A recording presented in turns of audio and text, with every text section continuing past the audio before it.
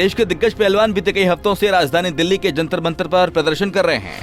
पहलवानों के समर्थन में विभिन्न राजनीतिक दल, संगठन और खिलाड़ी लगातार आगे आ रहे हैं। इस बीच योग गुरु स्वामी रामदेव ने भी यौन शोषण के आरोपी ब्रजभूषण सिंह पर बड़ा हमला बोला। ब्रजभूषण सिंह का नाम लिए बगैर रामदेव ने कहा, कुश्ती संघ के अध्यक्ष पर दुराचार, व्यभिचार के आरोप लगाना ये बहुत ही शर्मनाक बात है। ऐसे व्यक्ति को तुरंत गिरफ्तार करके जेल की सलाखों के पीछे भेजना चाहिए। दरअसल स्वामी रामदेव राजस्थान के भीलवाड़ा में 3 दिन के दौरे पर पहुंचे थे। यहाँ उनका योग शिविर है।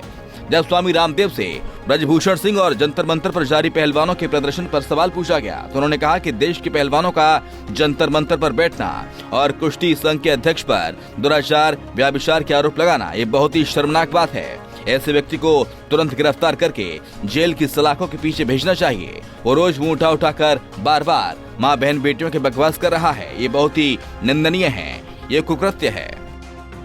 देश के पहलवानों का जंतर मंतर पर बैठना और वह भी एक कुश्ती आयोग के अध्यक्ष पर दुराचार व्यभिचार करने के आरोपों के साथ, ये बहुत ही शर्मनाक बात है। ऐसे व्यक्ति को तुरंत गिरफ्तार करके जेल की सलाखों के पीछे भेजना चाहिए। और वो रोज जो है मुंह उठा करके माँ बहन बेटियों के बारे में बकवास कर रहा है, ये बहुत ही निंदनीय है, एक कुकृत्य है, पाप। देखो मैं बयान नहीं दे सकता हूँ, मैं जाके पकड़ के ठोक तो नहीं।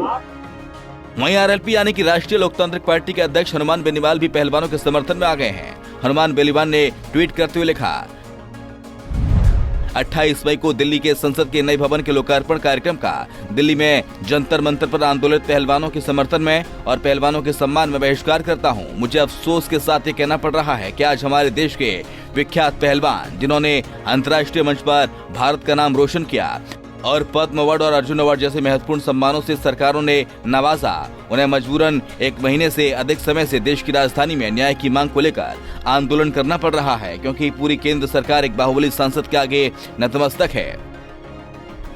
ब्रजभूषण शरण सिंह की गिरफ्तारी की मांग पर अड़े पहलवान अब अपने आंदोलन को धार देने में लग गए हैं।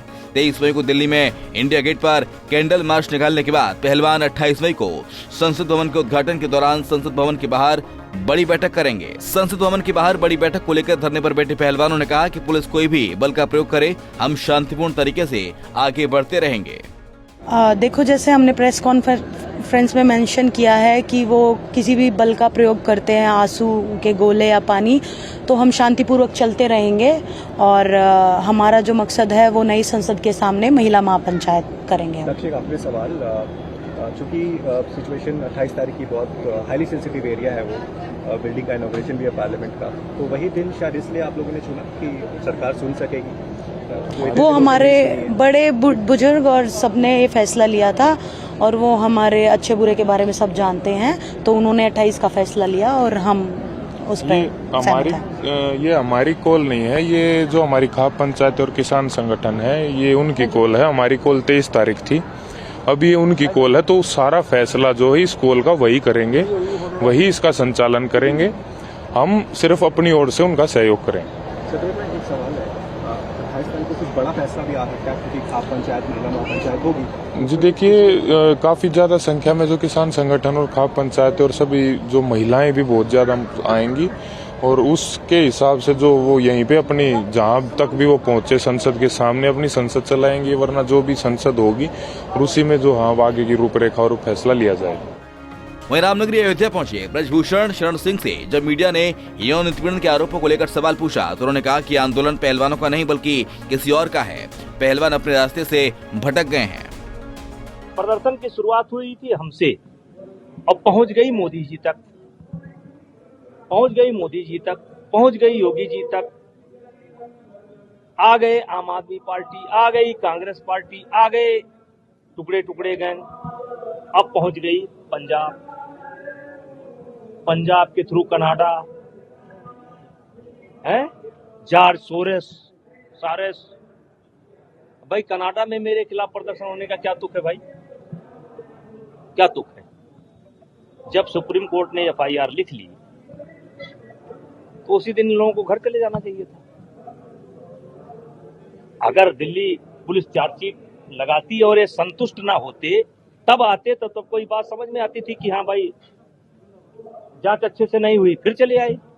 लेकिन जांच पूरी नहीं हुई और क्यों नहीं गई? तो एक पैर निकालने के चक्कर में दूसरा पैर धंसता जा रहा है। ये इसमें कई लोग लग गए हैं। ये उनका स्वयं का आंदोलन नहीं रह गया है, वो दिग्भ्रमित है, भ्रमित है। जैसा कोई उनको सिखाता है उसी रास्ते पर चलते हैं। बहरहाल पहलवानों के प्रदर्शन को 34 दिन बीत चुके हैं। सुप्रीम कोर्ट के आदेश पर ब्रजभूषण सिंह के खिलाफ एफआईआर भी दर्ज हो चुकी है। दिल्ली पुलिस के द्वारा गठित एसआईटी मामले की जांच कर रही है, लेकिन पहलवानों की मांग है कि जब तक डब्ल्यूएफआई अध्यक्ष अपने पद से इस्तीफा नहीं देते और उनकी गिरफ्तारी नहीं होती, तब तक वो जंतर मंतर से हटेंगे नहीं। Bureau report, Punjab Kesari TV. हमसे जुड़े रहने के लिए हमारे YouTube चैनल को सब्सक्राइब करें और नई वीडियो की नोटिफिकेशन के लिए बेल आइकॉन को दबाएं।